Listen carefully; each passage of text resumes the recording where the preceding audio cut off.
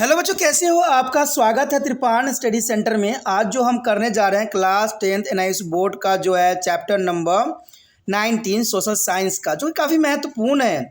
आज जो हम यहाँ पर करेंगे governance at the state level, यानी राज्य स्तर पर शासन किस प्रकार की होती है, इसके बारे में हम विस्तार पूर्वक चर्चा करेंगे।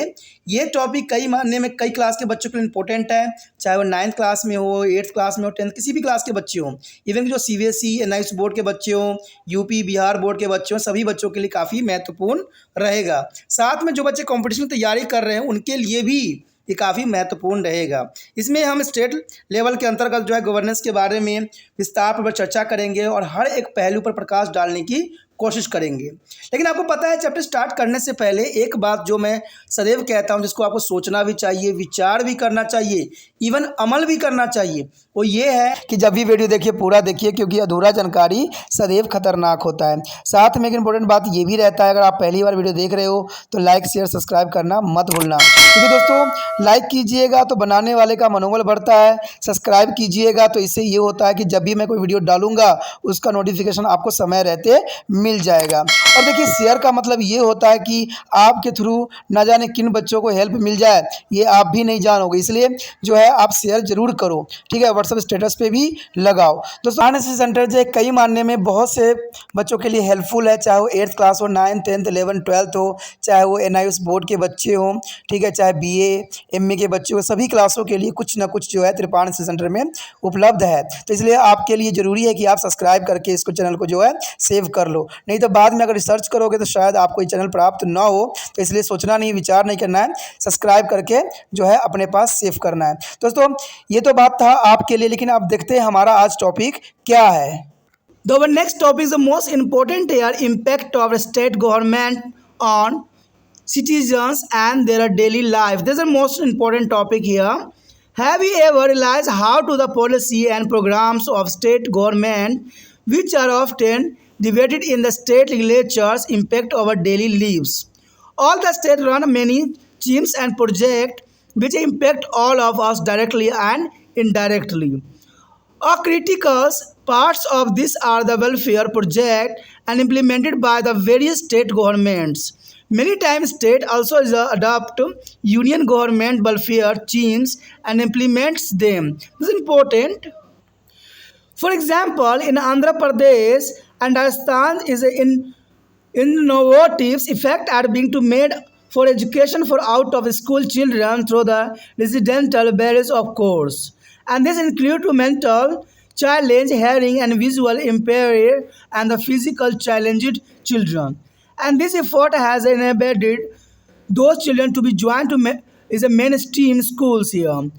The education is a practice flow. It includes education to the pay and use of computer and added to the learning process. As part of the central midday meal schemes in Uttar Pradesh, hot cooked meals are beginning provided to the children in a more than 95,000 government primary school, and related to village pradhans are responsible for the implementing the schemes in schools. The state tried to provide a varied menu included to the beets, rice, vegetables, soya and pulses dal is important here. Maharashtra is implementing school sanitations and hygienic education programs, within which a school children are leading their change. The children, who are called Swachhta Doot, are bringing awareness in the sanitation and hygienic in schools. Our families and communities also here. The program is run by the Maharashtra state government as a part of union government as a total sanitation campaigns here. यहाँ पर जो हमारा अगला topic आया है, नागरिकों और उनको दैनिक जीवन पर राज्य सरकार का प्रभाव। देखिए काफ़ी महत्वपूर्ण है कि नागरिकों और उनके दैनिक जीवन पर राज्य सरकार के क्या प्रभाव हो सकते हैं। क्या आपने कभी महसूस किया है कि राज्य सरकार की नीतियों तथा कार्यक्रम पर राज्य विधायकों में होने वाली बहस की किस तरह हमारे दैनिक जीवन को काफ़ी प्रभावित करती हैं? सभी राज्यों द्वारा चलाई जा रही योजनाएं और परियोजनाएं हमें प्रत्यक्ष और प्रत्यक्ष प्रभावित करती ही रहती है। इसमें से प्रमुख भाग राज्य सरकारों द्वारा चलाई जा रही जो कल्याणकारी परियोजनाओं का है, और कई बार राज्य सरकारों द्वारा संघ सरकार की कार्यकारिणी जो कल्याणकारी योजनाओं का अपनाकर उन्हें कार्यन्वित भी किया जाता है। तो देखा जाए तो सरकार हमारे तरफ के लिए बहुत से कार्यक्रम बनाती है, लेकिन वो कार्यक्रम कई मानने में सही भी होती है तो कहीं हद तक वो गलत भी होती है, लेकिन इस बात पे उन्होंने कभी भी नज़र नहीं डालते हैं और ये बहुत गलत है। कहते हैं अगर कोई योजनाएं अगर नागरिकों को सही नहीं दे करती है और लोगों के लिए सही कल्याणकारी नहीं है तो उन योजनाओं पर जो है पुनः विचार करने की आवश्यकता है। उदाहरण के लिए हम देखें तो आंध्र प्रदेश और राजस्थान राज्य में जो है विद्यालय नहीं जाने वाले बच्चों की शिक्षा के लिए रेसिडेंशियल ब्रिज कोर्स के द्वारा अभिनव प्रयास किए जा रहे हैं। ऐसे बच्चों में मानसिक रूप से कमजोर, श्रवण दृष्टिबाधित तथा शारीरिक रूप से विकलांग बच्चे भी सम्मिलित हैं। इस तरह के प्रयास उन बच्चों के मुख्य धारा को विद्यालय से जोड़ने से योग्य बनाते हैं।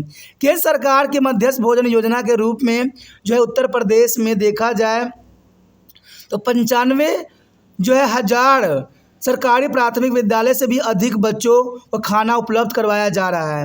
इस योजना के स्कूलों में कार्यान्वित करने के लिए ग्राम का निर्वाचित प्रधान जिम्मेदार होता है और राज्य मध्याह्न भोजन गेहूं, चावल, सब्जी, सोयाबीन और दालों की भी शामिल करता है। इन बच्चों के लिए जिन अभिनव प्रयासों को अपनाया जाता है उनमें खेल, कंप्यूटर द्वारा सिखाने की प्रक्रिया भी सम्मिलित है। महाराष्ट्र राज्य में जो है विद्यालय स्वच्छ एवं स्वच्छता शिक्षा कार्यक्रम जो है क्रियान्वित किया जा रहा है और इस कार्यक्रम के द्वारा परिवर्तन लाने में बच्चे नेतृत्व प्रदान भी कर रहे हैं।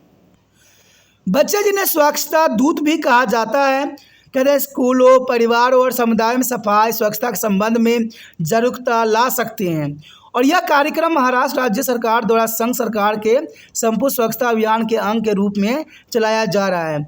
नागालैंड की सरकार ने शिक्षा, स्वास्थ्य एवं बिजली जैसे समाजी क्षेत्रों में कई नई शुरुआत की है और इन क्षेत्रों के प्रबंधन एवं नियंत्रण में समुदाय तथा सरकारी संस्थाओं की भागीदारी की ओर वो कदम बढ़ती ही चली जा रही है।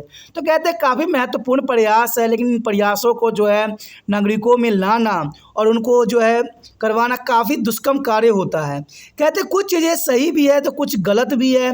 ये बहुत बड़ी प्रावधान है जो कि ज़रूरी बात यहाँ आता है। The next topic is the most important here, High Court and the subordinate courts here. This is an important topic here. You must have heard about there is a High Court of your state. According to the Constitution, there has to be a High Court for every state. A High Court maybe have more than one state under its adjudication.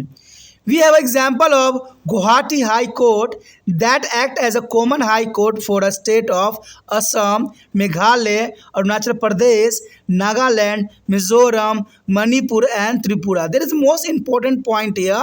Guwahati High Court, there is the most important for there is a Assam, Meghalaya, Arunachal Pradesh, Nagaland, Mizoram, Manipur and Tripura. There is the Guwahati High Court. Most of the union territory come under the adjudication of the High Court of their state here. On your screen there is a Guwahati High Court. There is the most important High Court here, Guwahati High Court. The next here, Constitution of the High Court. Each High Court has a Chief Justice and Judge. The member of Judge is the each High Court is determined by the President from time to time. There is a no uniformly fixed a number of judges in all the high courts. The Chief Justice and Judge of High Court are appointed by the President for appointment of the Chief Justice of the High Court. The President is a consul, there is a Chief Justice of Supreme Court, and whereas for their judge, she also is a consul, there is a Chief Justice of the concerned High Court. The governor of the concerned the state is also consulated for the appointment of judge of the High Court, and judges can be transferred from one High Court to other by the President on the advice of Chief Justice of India. In order to be appointed as a judge of High Court, the person concerned should be possess the following qualification he see. Should be a citizen of India, should have held to judication of office in the territory of India for at least 10 years, or should have been to advocate is one or more High Court for at least 10 years continually without a break. There is the most important rule here. The judges of the High Court hold the office till they attend the age of 65 years. However, a chief justice or judge can resign. A judge can be removed from office through the impeachment of process by parliament and grounds of provoke to the misbehavior or the incapacities. The chief justice and judge are paid to the salary and also is entitled to bear such a privilege and allowances as determined by the parliament. After the retirement, they may be practiced as advocate in the Supreme Court in any high court, except the high court in which they have served as judges. The next year, judication of High Court.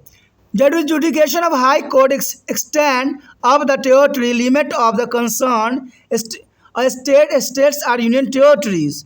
The High Court has original and appellate judication. Under original judication contain types of case may be both or directly before a High Court.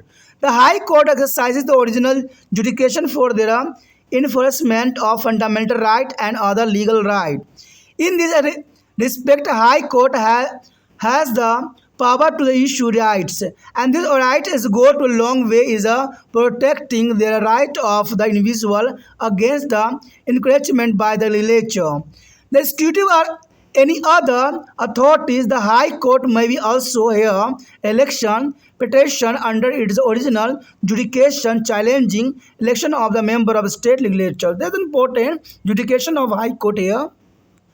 And the next year, under the appellate adjudication, High Court hear appeal against the judgment of the subordinate court at the district level. In civil case, an appeal may be filed before the High Court against the judgment of district judge. In a criminal matter, appeal may be made before a High Court against the judgment of Session Court. Whereas sentence of imprisonment is decided 7 years. This sentence is awarded by a lower court has to be confirmed by the High Court. The High Court exercises powers of control of superintendence over all the subordinate court of falling within the judication. The High Court is a court record, hence all the subordinate court flow there is judgment of the High Court, and High Court may be also punished for a contempt or disappearances of the court. The next year, subordinate are lower court. There are a subordinate court at district and subdivision level. There is a district and sessions judge, the East District.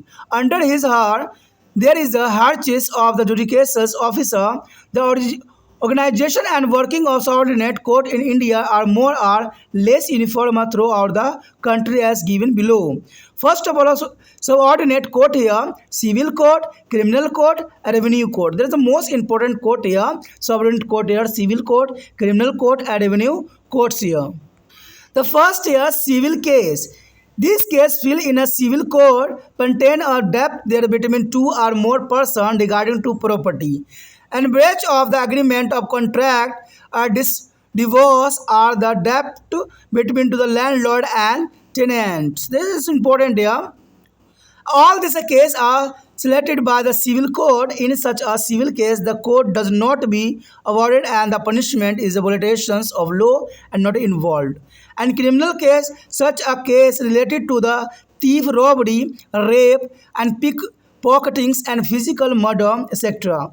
And this case are filed in the criminal court by their police on behalf of their state against the accused. In such a case, if their court find the accused guilty, she is awarded a punishment. And the last year, revenue courts. Board of Revenue exists at the state level. Under it is a court or commissioner is a collector. Tahsildar and assistant Tahsildar, the board of the revenue, had to final appeal against all the lower revenue court under it. All states do not have a board of revenue. Under Andhra Pradesh, Gujarat, and Maharashtra have a revenue. Tripura, Haryana, Punjab, and Himachal Pradesh and Jammu and Kashmir have a financial commissioner instead of the board. आगे जो हमारे समक्ष आया है काफ़ी महत्वपूर्ण point है। उच्च न्यायालय तथा अधीनस्थ न्यायालय। देखिए ये हम न्यायालय के विषय में चर्चा करने जा रहे हैं जो कि काफ़ी महत्वपूर्ण टॉपिक रहेगा, तो आप बने रहे त्रिपाण स्टडी सेंटर के साथ। आपने अपने राज्य के उच्च न्यायालय के बारे में सुना ही होगा। संविधान के अनुसार प्रत्येक राज्य के लिए एक उच्च न्यायालय का होना काफ़ी जरूरी है। एक उच्च न्यायालय के अधिकार क्षेत्र में एक से अधिक राज्य हो सकते हैं और इस तरह का एक उदाहरण गुवाहाटी उच्च न्यायालय के हैं, जिसके अधिकार क्षेत्र में असम, मेघालय, अरुणाचल प्रदेश, नागालैंड, मिजोरम, मणिपुर, त्रिपुरा राज्य हैं। तो आप समझ सकते हो कि ये कितनी महत्वपूर्ण बात है कई एग्जाम के लिए। कहते हैं यूपीएससी एग्जाम में ऐसे ही क्वेश्चन पूछा जाता है कि ऐसा कौन सा उच्च न्यायालय है जो कई राज्यों को आपस में जोड़ता है। तो गुवाहाटी उच्च न्यायालय है जो कि बहुत से क्षेत्रों को जो है करता है न्याय। कहते हैं प्राय संघ शासित क्षेत्रों पर उनके पड़ोसी राज्य के उच्च न्यायालय का अधिकार क्षेत्र भी होता है। जैसे चंडीगढ़ में जो है पंजाब हरियाणा का जो है हाई कोर्ट है। तो कहते हैं बहुत काफ़ी महत्वपूर्ण बात है। अब यहाँ पर आप देख सकते हो कि उच्च न्यायालय जो है गुवाहाटी का है जो कई राज्यों का है। तो ये गुवाहाटी का जो है बहुत काफ़ी महत्वपूर्ण है और कई बार जो है एग्जामिनर का महत्वपूर्ण क्वेश्चन इसके अंतर्गत बनाते हैं। अब यदि हम यहाँ बात करें उच्च न्यायालय का गठन, तो कहते हैं प्रत्येक उच्च न्यायालय में एक मुख्य न्यायाधीश तो कुछ अन्य न्यायाधीश होते हैं। सभी उच्च न्यायालयों में न्यायाधीशों की संख्या एक जैसी नहीं होती है। मुख्य न्यायाधीश तथा न्यायाधीशों की नियुक्तियां राष्ट्रपति के द्वारा होती है और प्रत्येक उच्च न्यायालय के मुख्य न्यायाधीशों की नियुक्ति के लिए राष्ट्रपति सर्वोच्च न्यायालय के मुख्य न्यायाधीश की सलाह अवश्य लेता है। न्यायाधीशों की नियुक्ति में राष्ट्रपति संबंधित उच्च न्यायालय के मुख्य न्यायाधीशों की भी सलाह लेते हैं। उच्च न्यायालय के न्यायाधीशों की नियुक्ति के लिए संबंधित राज्य के राज्यपाल का भी सलाह ली जा सकती है। भारत के प्रमुख न्यायाधीशों की सलाह पर राष्ट्रपति न्यायाधीशों के एक उच्च न्यायालय से दूसरे में स्थानांतरित भी कर सकता है। तो ये काफ़ी महत्वपूर्ण पॉइंट है उच्च न्यायालय का गठन के अंतर्गत। उसके पश्चात आता है उच्च न्यायालय के न्यायाधीशों के पद पर नियुक्ति होने के लिए संबंधित व्यक्तियों में निम्नलिखित योग्यता होना काफ़ी महत्वपूर्ण है। देखिए सबसे पहली बात तो यही आता है कि वो भारत का नागरिक हो। दूसरी बात ये होता है कि वो भारत के किसी भी क्षेत्र में कम से कम 10 वर्षों तक जो है न्यायिक पद पर आसीन रहा ही रहा हो। तो ये काफ़ी महत्वपूर्ण बात आता है। और वह किसी एक या अधिक उच्च न्यायालय में कम से कम 10 वर्ष तक लगातार बिना किसी विराम के अव्यक्त रहा हो। तो ये काफ़ी महत्वपूर्ण योग्यता है जो उच्च न्यायालय के न्यायाधीशों के लिए प्रावधान किया गया है। देखा जाए तो उच्च न्यायालय के न्यायाधीश जो है 62 वर्ष की आयु तक अपने पद पर बने रहते हैं। अगर इंग्लिश में बात देखें तो हम वहाँ 65 वर्ष की बात पढ़े थे, लेकिन यहाँ पर 62 वर्ष की आयु यहाँ पर प्रावधान किया गया है, लेकिन 65 वर्ष जो है मान्य है। लेकिन कोई मुख्य न्यायाधीश या न्यायाधीश इसके पहले भी अपना पद त्याग कर सकता है। देखिए ये काफ़ी महत्वपूर्ण है, अपनी इच्छा अनुसार वो पद पर बना रह सकता है। अगर अमेरिका की बात करें तो वहाँ पर आजीवन बना रहते हैं। तो काफ़ी महत्वपूर्ण बात यहाँ आता है। यदि किसी न्यायाधीश को उसके पद से हटाए जाने के लिए साबित कदाचार या असमर्थता के आधार पर संसद के प्रत्येक सदन की कुल संख्या से कम 2/3 बहुमत द्वारा समावोधन पारित किया जाए तो राष्ट्रपति उस न्यायाधीश को पद से हटा सकता है। यानी जब देखा जाए तो संसद के कुल जो है कम से कम 2/3 बहुमत द्वारा जो है इसको राष्ट्रपति के अनुदान के अंतर्गत हटाया जा सकता है। न्यायाधीशों को पद से हटाए सकने की प्रावधान इसी तरह से की गई है। मुख्य न्यायाधीश और न्यायाधीशों के वेतन एवं संसद द्वारा निर्धारित विशेष अधिकार भी प्राप्त होते हैं। कहते हैं सेवानिवृत्त होने के बाद न्यायाधीश उच्च न्यायालय में या उच्च न्यायालय के छोड़कर जहां वे न्यायाधीश थे अन्य जो है उच्च न्यायालय के प्रधानता का कार्य भी कर सकते हैं। इसमें कोई दो राय नहीं है। उसके पश्चात आता है उच्च न्यायालय का अधिकार क्षेत्र। तो ये भी काफ़ी महत्वपूर्ण है। उच्च न्यायालय का अधिकार क्षेत्र संबंधित राज्यों तथा संघ शासित क्षेत्रों की राज्य क्षेत्रीय सीमा तक रहता है। उच्च न्यायालय के 2 प्रकार के अधिकार होते हैं, एक प्राथमिक अधिकार क्षेत्र तथा दूसरा जो है अपीलीय अधिकार क्षेत्र। 2 महत्वपूर्ण अधिकार क्षेत्र हैं। प्राथमिक अधिकार क्षेत्र के अंदर कुछ मामलों को उच्च न्यायालय में सीधे लाया जा सकता है, लेकिन मौलिक अधिकार तथा अन्य कानूनी अधिकारों के लागू करना उच्च न्यायालय के प्राथमिक अधिकारों के क्षेत्र में आते हैं। इस संबंध में उच्च न्यायालय के रिट जारी करने का अधिकार भी है और ऐसे रिट विधायिका, कार्यपालिका या अन्य किसी अधिकार द्वारा व्यक्तियों के अधिकारों के अतिक्रमण से रक्षा भी करता है। उच्च न्यायालय अपने प्राथमिक अधिकार क्षेत्र के अंतर्गत राज्य विधायिका किसी भी सदस्य के निर्वाचन विरुद्ध निर्वाचन याचिका सुनवाई कर सकता है। तो ये उसके जो है उच्च न्यायालय का अधिकार क्षेत्र के अंतर्गत आता है? देखा जाए तो अपीलीय अधिकार क्षेत्र के अंतर्गत उच्च न्यायालय जिला स्तर के अधीनस्थ न्यायालय के फैसले के विरुद्ध अपील की सुनवाई भी करते हैं। दीवानी मामलों के संबंध में जिला न्यायाधीश के फैसले के विरुद्ध उच्च न्यायालय में अपील दायर किया जा सकता है। फौजदारी मामलों में सत्र न्यायालय के वैसे फैसले के विरुद्ध उच्च न्यायालय में अपील दायर किया जा सकता है और जहां 7 वर्षों से अधिक की जेल की सज़ा सुनाई गई हो। अधीनस्थ न्यायालय द्वारा दी गई फांसी की सज़ा को उच्च न्यायालय द्वारा पुष्टि कराना आवश्यक होता है। यानी अधीनस्थ न्यायालय अगर किसी को फांसी की सज़ा दिया है तो उच्च न्यायालय द्वारा उसकी पुष्टि कराना बहुत ही ज़रूरी होता है। उच्च न्यायालय अपने अधिकार क्षेत्र में आने वाले सभी अधीनस्थ न्यायालय पर नियंत्रण तथा अधिनिरीक्षण के अधिकार का प्रयोग करता है और उच्च न्यायालय एक अभिलेख न्यायालय है। अंततः सभी न्यायाधीश न्यायालय इसके फैसले का अनुसरण भी करते हैं। उच्च न्यायालय अपनी अवमानना के लिए दंड भी दे सकता है। यानी कोई भी उच्च न्यायालय अपनी अवमानना के लिए भी दंड किसी व्यक्ति को दे सकता है। यानी कोई व्यक्ति अगर कोई बात ना माने तो उसको दंड देने का प्रावधान भी यहाँ पर सुनिश्चित किया गया है। उसके पश्चात हमारे समक्ष आता है अधीनस्थ या अवर न्यायालय। देखिए काफ़ी महत्वपूर्ण है। जिला तथा अनुमंडल सत्रों पर अधीनस्थ न्यायालय होते हैं और प्रत्येक जिले में एक जिला एवं सत्र न्यायाधीश होते हैं। इसके अधीन न्यायिक पदाधिकार का एक पदानुक्रम होता है। भारत में अधीनस्थ न्यायालयों की संरचना एवं उसकी कार्यप्रणाली पूरे देश में एक जैसा ही होता है। तो ये काफ़ी महत्वपूर्ण है कि पूरे देश में एक जैसा ही होता है। जैसे अधीनस्थ न्यायालय अगर देखें हम बात तो सबसे पहले दीवानी न्यायालय होगा, उसके बाद फौजदारी न्यायालय होगा, उसके बाद राष्ट्रीय न्यायालय होगा। तो अधीनस्थ न्यायालय हर क्षेत्र में एक जैसा ही होता है। वो दीवानी न्यायालय के रूप में हो सकता है, फौजदारी न्यायालय के रूप में हो सकता है या राष्ट्रीय न्यायालय के रूप में हो सकता है। जैसा कि ऊपर दिखलाया गया है अधीनस्थ न्यायालय दीवानी फौजदारी तथा राजस्व के मामले में सुनवाई करता है। चलिए देखते हैं इसके और भी पहलू को। तो सबसे पहले हमारे समक्ष आता है दीवानी मामले। देखिए दीवानी न्यायालयों में दायर किए गए मामले 2 या अधिक व्यक्तियों के बीच संपत्ति, अनुबंधन, संविदा, तलाक तथा जो है मकान मालिक किराएदार के विवादों से संबंधित होती है। यानी दीवानी मामलों में इसी तरह के मामलों को सुनवाई की जाती है। इसमें 2 या 2 से अधिक व्यक्तियों के बीच संपत्ति अनुवाद, संपदा, तलाक, मकान मालिकाना, किराएदार के विवादों को संबंधित होते हैं। ऐसे दीवानी मामलों में दंड नहीं दिया जाता है क्योंकि इनमें कानून का उल्लंघन नहीं होता है। तो ये दीवानी मामलों के अंतर्गत आता है।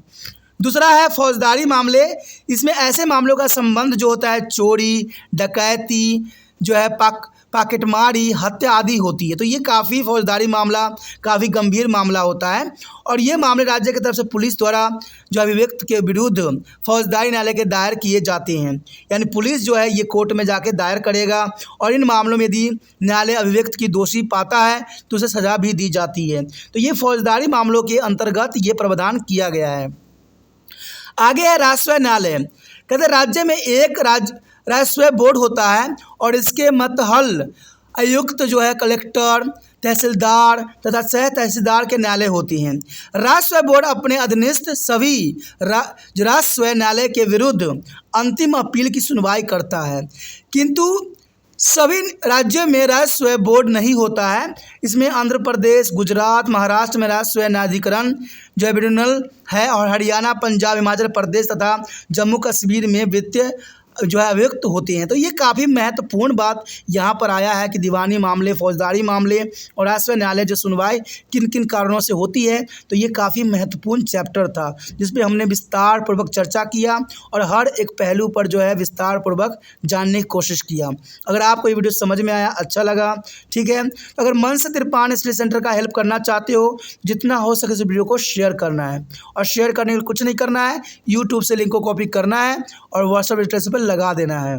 ठीक है, तो ये कार्य आपका हुआ। अगर पहली बार वीडियो देख रहे थे चैनल को सब्सक्राइब करके अपने मोबाइल में अवश्य सेव कीजिए, क्योंकि तिरपान स्टडी सेंटर आपको पता ही है कि 8th से लेके MA तक के बच्चों के लिए महत्वपूर्ण वीडियो यहाँ पर उपलब्ध है और सारे जो है प्लेलिस्ट में प्रावधान किया गया है। तो सोचिए नहीं, विचार ना कीजिए, जो रेड बटन सब्सक्राइब का दिख रहा है उसको दबाइए और तिरपान स्टडी सेंटर के साथ सदैव के लिए जुड़ जाइए।